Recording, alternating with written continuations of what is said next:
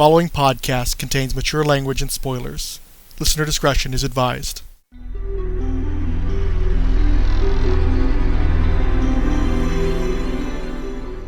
I've been doing this subset of podcasts since 2020. I'm in the double digits, and it's remarkable how little progress I've made on this thing. So I'm going to try to get my A's in gear and do a speed round. Airwave figured into one of the early comic books that I bought, DC Comics Presents. I still don't know why I bought it. It wasn't very good. I have a number of prejudices that came out of that, not the least of which was that I tended not to want to buy any more Superman books because I disliked it so much. Airwave has an ugly costume. He has stupid powers. He is distantly related to Hal Jordan. I still have a very mild nostalgia for the character, but mostly I think he sucks and I don't want anything to do with him. So we get back to Superboy, which by this point is about a year in, and one of the big selling points is that this is a clone and therefore was created by an evil organization that does not have a moral code, and so he's reliant on Titans team members to help to inform that. For instance, at one point, he decides to just take a whole bunch of money from a bank with the intention of returning it later on, but using it to set himself on a nice path and stuff, and having to have Bunker show up to tell him that's wrong. Also, it's revealed that Bunker is the guy who has the tattoos and influences Con-El to get his Superman barcode tattoo. So I guess the combination good influence, bad influence in that respect. Eventually, Scott Lobdell gives way to Tom DeFalco writing the book, which nobody asked for.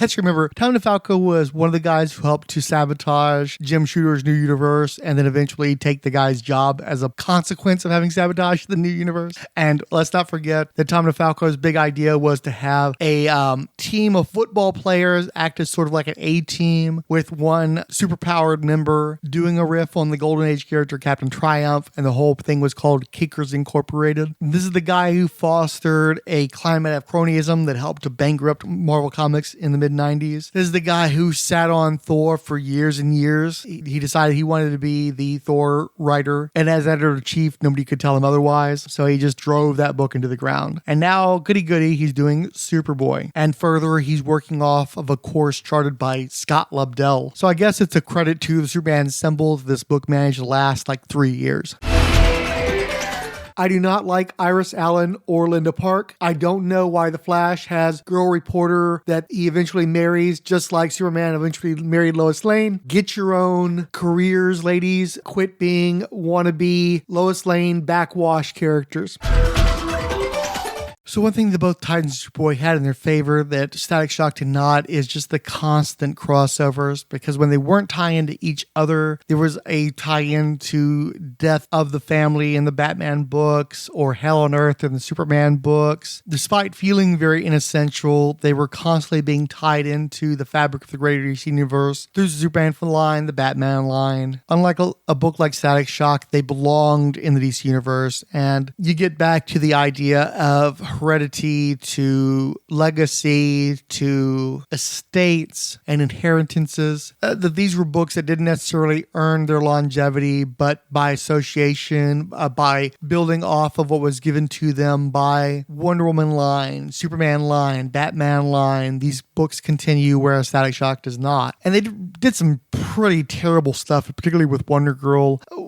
How do you root for a heroine that's the daughter of an archaeologist who runs around to all the different countries where they're doing archaeological digs and steals for kicks, essentially? And that's how she ends up getting her powers. It's one of those weird situations, too, where there's a bizarre thing that occurs with Wonder Woman is that she cannibalizes her own supporting cast. Aquaman does this to a lesser degree. Because Wonder Girl flies, Wonder Woman needs to fly. Because Wonder Girl is the daughter of Zeus, Wonder Woman is the daughter of Zeus. And because Wonder Woman is now the daughter of Zeus, Wonder Girl now suddenly needs a new origin, supposedly. And so she's a thief who steals a magical artifact that gives her this armor that's also cursed, and she's one of the only people who is capable of controlling this armor and preventing it from committing awful acts and blah blah blah. She's this burdened heroine, but she's also not a altruistic one.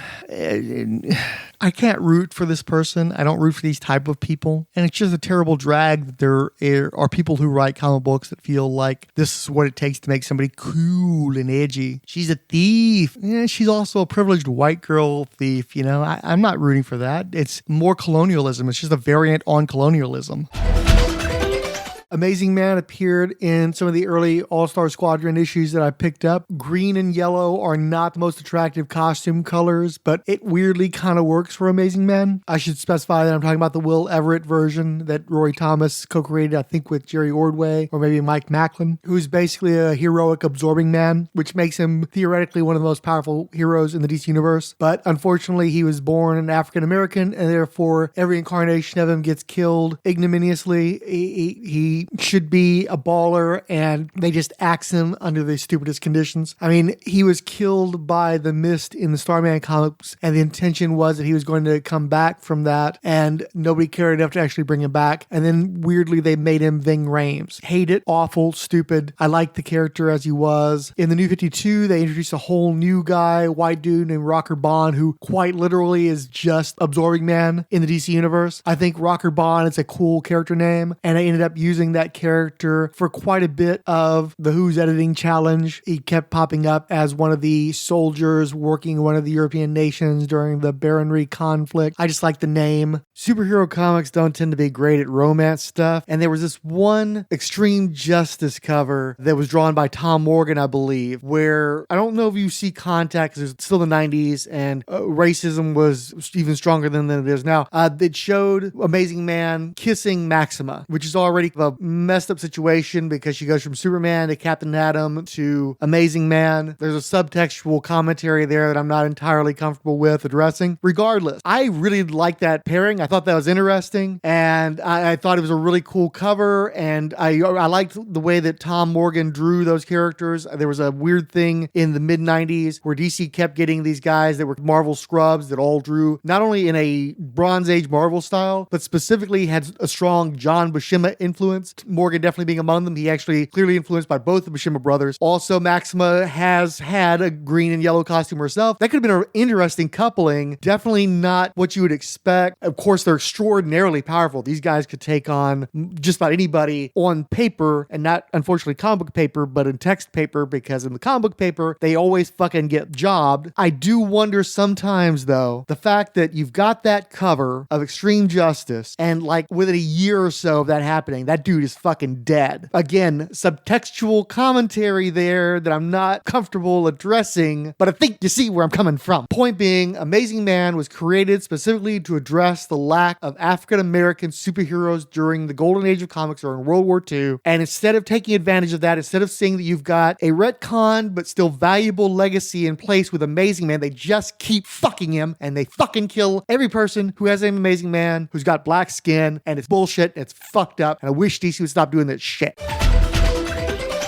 But anyway, Superboy goes on for just this long period, and it does get tied up pretty heavily into the Harvest stuff. They even do a Harvest origin issue in number 19. Lobdell eventually takes the book back over from Tom DeFalco to tie it in closer to the Titans books again. I guess maybe he was overburdened, or he was trying to kick some royalties to his old boss. I don't know. But he takes the book back over again, and it goes into a very bizarre direction. It's already hard enough to follow a Superboy that's been divorced from Cadmus, that's involved with this nowhere organization, and keeps dipping into the Titans books, but despite sharing a writer, doesn't really stick with the Titans books very well, or it feels somewhat adjunct to the Titans books. And again, a big part of the whole New 52, this is the remix thing. They bring Dr. Psycho into the Superboy book, but they turn him into something like a Morlock. His personality is different, his look is different, aside from being a little person. And I suppose part of the idea is to get some overlap of audiences, or to exploit some IP that isn't being used. You know, you had the Brian Azzarello run on Wonder Woman, where he didn't want to use any Wonder Woman concepts for the most part. He just wanted to draw from mythology and fucking Kirby. So it's like, why are you allowing these properties to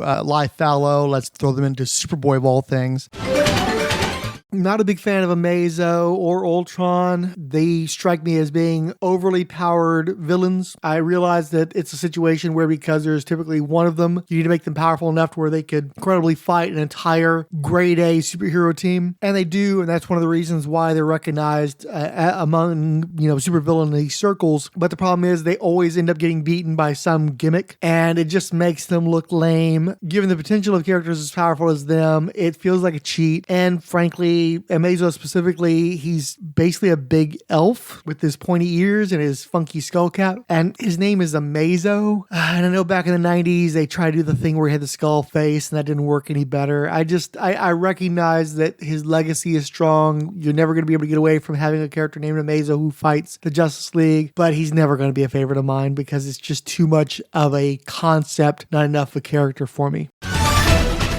But one thing that's interesting with Superboy is they decided to pick up a thread from Legion Lost and basically set up the 31st century dissolving to some degree. At some point over the course of this, the Legion book was killed off finally for the first time ever. There was a long period, years-long period of there not being a Legion of Superheroes title entirely. And admittedly, the sales on the the Legion books didn't really necessitate the existence of a Legion title, but they're so an important part of the DC continuity that you feel like it should be there as a vestigial element of nothing else. And this ultimately informs the course of my little Who's Editing experiment in the comments, because it becomes increasingly clear that what's wrong with Superboy is kind of wrong with the DC universe, especially as we get into the latter part of the New 52 Superboy run when Justin Jordan was writing it. Jordan was something of a flavor of the month. I think he did the Luther Strode book that made some waves, and I can't recall him doing anything else that really had a major impact in comics or any impact in comics, but he had his run on Superboy and he took over midway through a storyline that Marv Wolfman had initiated. Yes, they went to Shady Oaks retirement home and supplemented Marv Wolfman's social security benefits for less than a year's worth of Superboy issues. Fucking Didio Dizzy DC. And for a period, he was trying to have Con-El become a more normal teenager and try to integrate into 20th century society, and guys like Dr. Psycho kept derailing him. Things get exceptionally weird in Scott Lobdell's second Teen Titans annual. The Titans go to one variation on a 30th century future, but there's late 30th century that I believe Harvest is supposed to come from, and then there's the one that Paul Levitz was writing before his book got shit canned. The thing to note is that the Teen Titans go to the future, and Con-El interacts with a Superboy that was unlike any we'd seen before. This was the child of Superman and Lois Lane, Kal-El and Lois Lane, and because of the intermingling of human and Kryptonian DNA, this kid suffered from these death-like seizures that made him appear to die. And he appears to die as an infant. Clark and Lois mourn. But at some point, Proto-Harvest, this colonel from the 30th century, I don't know if he's an actual military or like their equivalent of a boogie boy or some shit, he ends up getting this child and taking this child and raising this child as his own in hopes of eventually in some way implanting his own dead son or disabled son into the body of this version of Superboy, although that never occurs. But he does raise him as his own son, so he's a bigot, and he runs around and kills a bunch of superheroes. I think he's fated to come back to the 20th century to kill a bunch of the heroes from that time period. Sorry, 21st. I'm an old man. I'm still thinking 20th century terms. We are currently in the 21st century by a span of 21 fucking years, so you'd think I'd have adjusted by now, but unfortunately I haven't. So anyhow, in this 30th century, Con-El and this version of Superboy, dubbed Jonathan Lane Kent, spar. Con-El ultimately essentially fucking kills this dude, but then he gets dragged into an Action Comics annual or some shit, and he's no longer part of the ongoing continuity. And so the Titans find what was left of Jonathan Lane Kent. He'd been impaled on metal and he was bleeding out and shit. And so they assume that this is the same guy as Con-El. And so they bring him in, they heal him up, and he becomes a member of the Teen Titans, and they all go back to the 21st century. And so this kid who's pretending to be Con-El is the Manchurian superhuman, I guess. The idea is that within the next few years, he's going to kill off a bunch of metahumans, but in the meantime, he's trying to pretend to be who he is not, Con-El, and having adventures with the Teen Titans, getting involved with, I believe, either Star or Cadmus. I can't remember at this point. Marv Wolfman wrote that guy's story beginning with, I believe, the 26th issue of the New 52 Superboy series. Around issue 30, Aaron Cooter took over, a nice artist, not particularly well known as a writer, but having skimmed through those issues as a writer-artist, not too bad. So by this point, the Superboy Solid series is not long of this world. Superboy is hanging out with this science action team, whoever is sponsoring them. It's a bunch of scientists plus a new African-American guardian. The Superboy gets his right eye gouged out by Ravager. He eventually finds the body of, I think, Con-El in stasis, but there's also this multiplicity of Superboys from across all dimensions. I don't recall if they were clones or older dimensional or what, but just generally getting way the fuck out of hand. And there's just dozens and dozens of Superboys running around, blowing shit up and fighting each other and stuff. So the New 52 Superboy volume lasts 34 issues, and in the end, you have a bunch of Superboys against a bunch of other Superboys. One particularly evil Superboy in particular fighting a good Superboy. I want to say that they were both incarnations of Jonathan Lane Kent. They both appear to die by the end of the series, and there's the affirmation that Con-El is the one surviving Superboy, which of course is not the case. And just this multiplicity of Superboys ultimately informs the entire direction of the comments game on Who's Editing. Just so much going on there that I felt like that needed to be addressed. And it informed a meta text that was formulating in my brain about the importance of the existence of Superboy to the DC universe.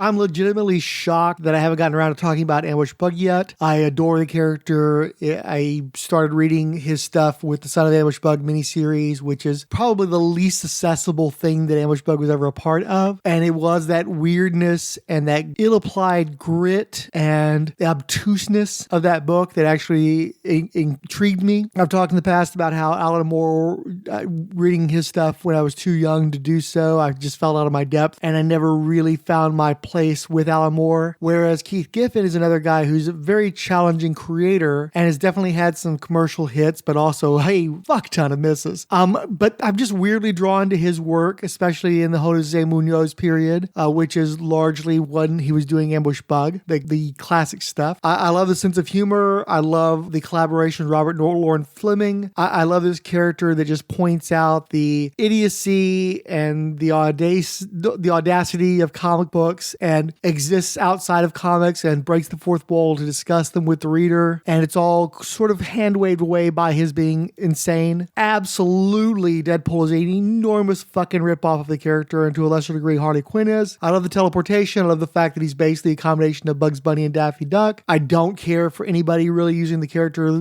besides Keith Giffen working with Robert Lauren Fleming. That's the only Ambush Bug that I really want to have any involvement in. I've tried to read other stuff that featured Ambush Bug, even stuff that Keith Giffen wrote for other artists, and it just never works. The only time Ambush Bug works for me is when it's Keith and Robert Lauren Fleming together. But because that was an unlikely thing to have happen, since Robert Lauren Fleming hasn't consistently written comic books in a long time, I think the last thing he did was the revival of Ambush Bug that ended up at loggerheads with DC publisher Dan Didio, to the point where the series was finished by another creative team. Keith Giffen completely disowned it. Points have to be given to Keith Giffen. That guy's a fucking baller. He's a dude who just gets knocked around and gets back up and pats himself down, and he's a guy who just has an amazing capacity of not giving a fuck even after he's been fucked with so damn much, while also clearly being a curmudgeon and not the most optimistic, enthusiastic creator. And yet he just keeps on chugging along. He keeps working with people that have fucked him over or, hassled him in various ways. For the longest time, I thought that the person fucking with Giffen in the Superman office during all the hubbub with the 1 year later Legion of Superheroes was Mike Carlin, and it turns out this whole time it was Dan fucking Jurgens, and he worked with Dan Jurgens closely on all the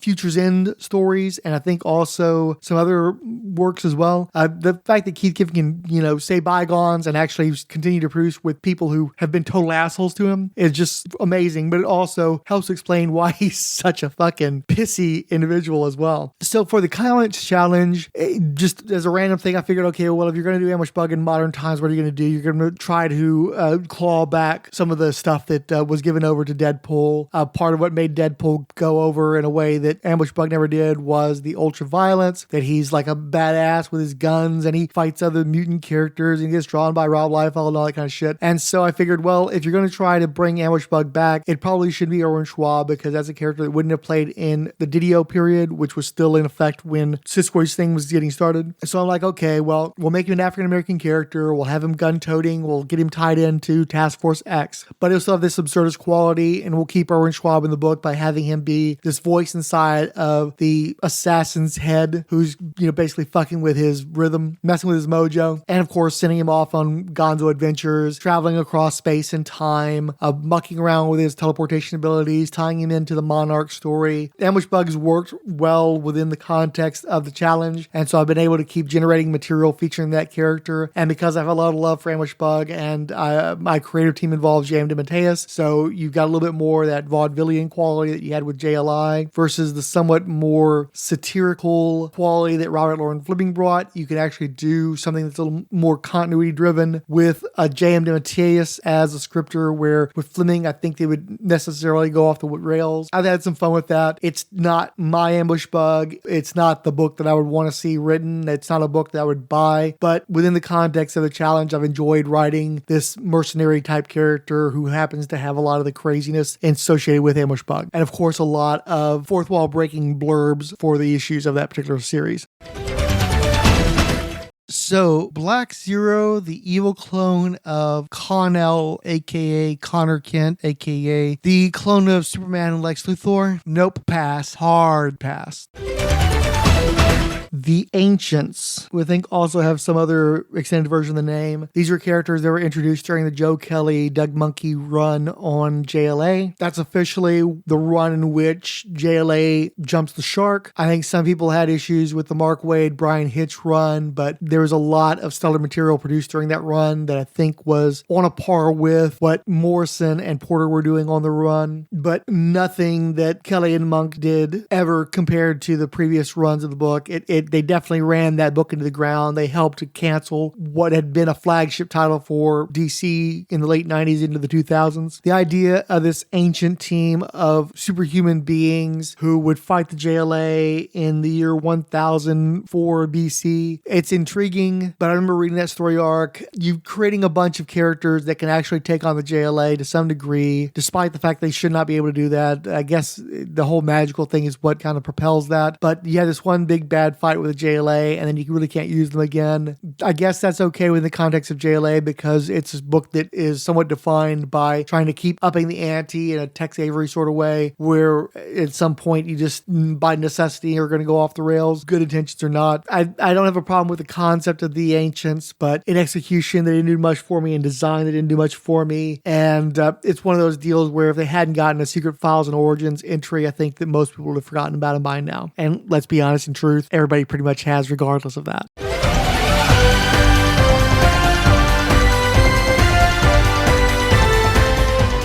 So as I previously mentioned, the initial plan, well, not the initial plan, that gives me too much credit for planning ahead. The early plan was for the Who's Editing Challenge to lead toward an integrated DC universe that would include, Milestone, Vertigo, Wildstorm, yada yada. And I decided that early on, and so I made a point of not including any Wildstorm properties specifically in those early editions with the expectation that I would build towards the Wildstorm integration. Over time, the plans changed, and I realized that I went from working towards Wildstorm to having a finite amount of time in which to play with Wildstorm. And the closer I got to that final deadline, the more hot I was to try to incorporate as much Wildstorm ephemera as possible. I wanted to get as obscure as possible and be as comprehensive as possible because so much Wildstorm material, being this bastard stepchild of DC Comics, have fallen by the wayside and been forgotten. Generally speaking, I tried to avoid anything that was creator-owned because that sort of defeats the purpose. A creator-owned project could potentially turn up someplace else. We've seen, say, for instance, the Monolith,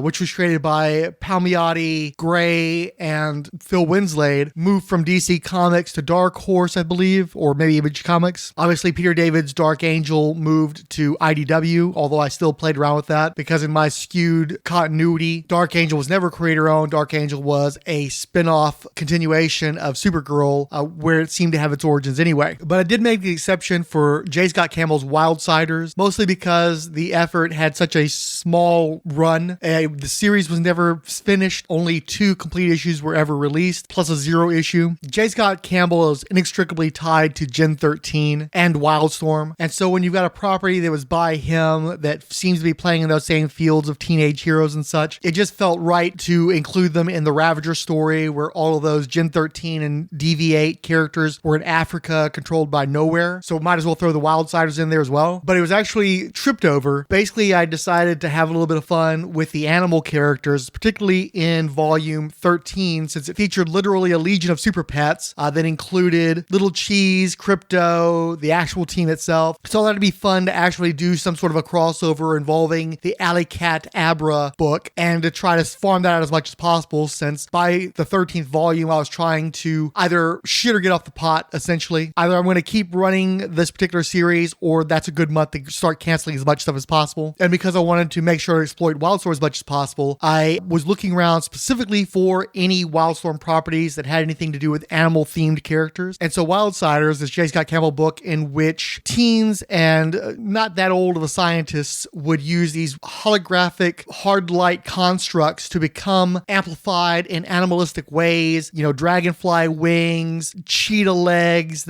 T-Rex head, that sort of thing. I think the most notable thing about it is that clearly one of the characters was based on Jack Black from the band Tenacious D, but since so little came of it and will ever come of it, it just made sense to tie them into the animal crossover.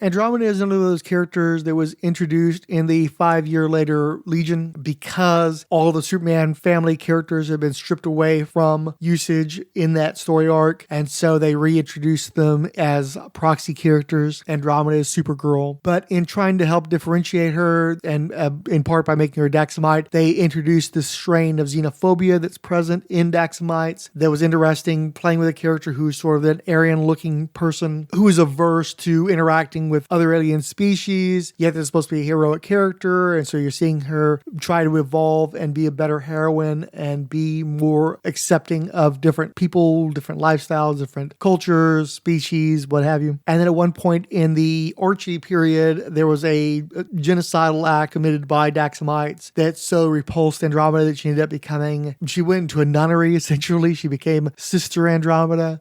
Definitely, they went to some interesting, weird, unusual places with Andromeda that you couldn't have done with Supergirl. I do like the character, and I like that they went to those places. It was definitely some of the more interesting stuff that occurred during the Archie Legion. Even though there isn't a lot of necessity for that character to exist, especially when you in a universe that has a Supergirl and a Power Girl already, I still kind of root for her to have appearances and to do stuff because she found a way of validating her existence beyond just being a proxy for Supergirl.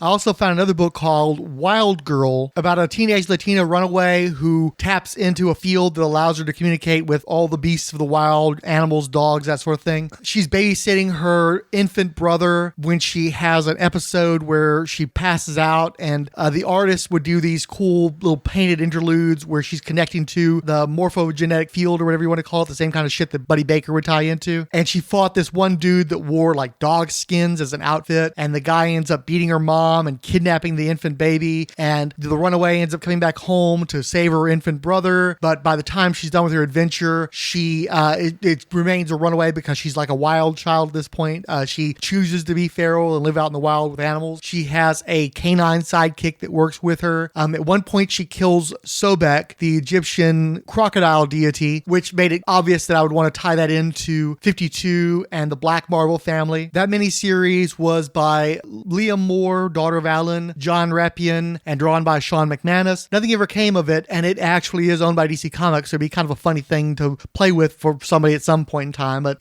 so many of the Wildstorm properties, I don't know if there's some sort of rights issues where maybe the creators continue to have participation, but DC never seems to exploit any of those properties. I'm a Wonder Woman fan, but really mostly post-crisis and a great emphasis on the run of William Messner Loeb specifically. I'm also a big fan of the Mike Sekowsky run back in the 60s, but a lot of the more mainstream, consistent Wonder Woman stories with her being a superhero type character, I don't really gravitate towards. So I have trouble defending the Angleman, a person powered by, I guess, math and a protractor. I liked it when they tried to play him as a con man and who has an angle rather than than a guy who literally runs around and blasts stuff with something a kid would have in grade school to draw and, measure, I guess. I struggle to take the Engelman in any way seriously. I just can't. He's too much of a freaking goof. He's very much that Silver Age, Jack Schiff era Batman villain. Not somebody I really care for being in the Wonder Woman Rogues Gallery. I acknowledge him because he made a lot of appearances. They kept using him, and I think that the fact they kept using him was detrimental to Wonder Woman as a character. It just made her look like more and more of a loser every time Engelman popped up. And I think most recently when Phil Jimenez was using the character, he tried to set him up as somebody who fights Wonder Girl, Troya. I don't think I was doing her any favors.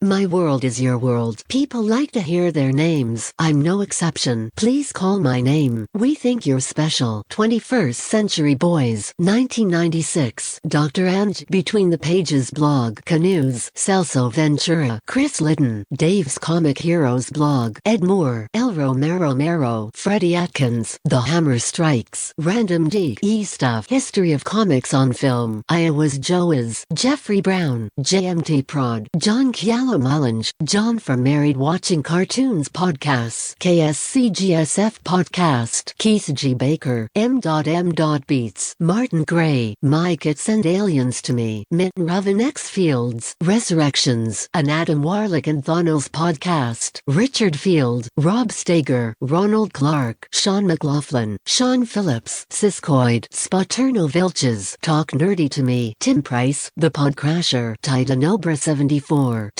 Ward Hill Terry, Wayne Burrows, and Wibbly Wobbly Dicey YCRPG podcast. Of the Batman movie episode, Jeffrey Brown wrote, I want to hear this. Ward Hill Terry proclaimed, only Batman movie I've seen in 30 years is Lego Batman. I liked that, Siskoid announced, and to the nerds who cry why always dark, I will point them to Lego Batman, and the upcoming Super Pets. It's not live action but it doesn't count any less. Jeffrey later continued, and I'm slowly trying to get back into DC stuff, but gravitating to stuff like Doom Patrol, still CW Batwoman. I have been rewatching 03 Teen Titans cartoon I finally got on DVD. I have so many good memories from this show. Superman and Damp, Lois. I haven't seen Peacemaker, only in clips. And Aquaman 2 is another movie I'm skeptical about, because I like what saw in the first movie where they play up the surfer bro beefcake comedy, but what made that movie bad for me was how Black Manta should have been the main bad guy, not Ocean Master. These DCEU movies have kinda done the various founding members of the Legion of Doom, like Black Manta, Cheetah, Lex Luthor very badly. I know I brought up the Legion of Doom from Challenge of the Super Friends, but I feel like we are never going to see that. Maybe in Peacemaker. I liked your review of the movie I haven't seen yet, but I'm going to wait to get it on DVD out of morbid curiosity and Damp. All the hype around this film I have been seeing on Twitter. I'm still burned on Batman stuff since Snyder fucked up the character in his movies, turned me off, and I'm hoping Wonder Woman's third movie is going to be anything better than whatever WW84 was trying to be. That movie disappointed me so, and Damp, just stuff about Gal Gadot that still bothers me from her military work before acting. I'm conflicted on that end of the DCEU. I'm skeptical about Black Adam, if it's going to be a draw for me or not. He's a character I am not into, but I'm aware of by way of JSA in the Double Loss. The Flash movie is another I'm skeptical about. I don't like Ezra Miller for what they did, strangling a fan among other things. 1996 chided, laugh my ass off, strangled. He would have literally been prosecuted if he was actually doing that. The preceding program is a non-profit fan production. Any copyrighted materials contained therein are believed borrowed under fair use with no copyright infringement intended. Please feel free to leave comments at Rolled Spines Productions WordPress blog. You can also send us Twitter comments through the Rolled Spine Podcast Twitter. Thank you for listening.